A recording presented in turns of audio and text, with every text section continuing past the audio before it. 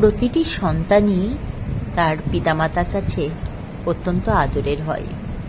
আর সেই সন্তান যখন বাইরে উন্নত ভবিষ্যতের আশায় যায়, তখন বাবা মায়ের মন স্বভাবতই ব্যাকুল হয়ে থাকে। কি খাচ্ছে, কেমনভাবে থাকছে সেটা দেখার জন্য, জানার জন্য।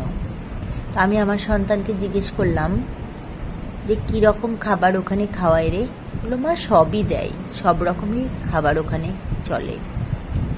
বললাম, কীরকম তরকারি দেয়? বললো, মা ভালোই দেয়, খারাপ দেয় না, তবে মা বেগুন আলুর তরকারিও দেয়, আবার উচ্ছের তরকারিও দেয়, তার সঙ্গে আরও অন্যান্য তরকারিও থাকে। বলে, বেগুন আলুর তরকারি তুই খেতে পাচ্ছিস? বলে, হ্যাঁ মা, খেতে পাচ্ছি। আসলে পরিবেশ পরিস্থিতি সব কিছুই সবাইকে মানিয়ে নিতে সাহায্য করে।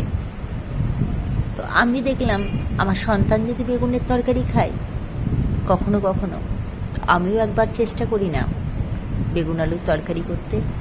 তো সত্যিই তাই, আমি যেভাবে বানালাম অসম্ভব সুন্দর খেতে হয়েছিল। তোমরাও এইভাবে বানিয়ে দেখবে, খুব ভালো লাগবে।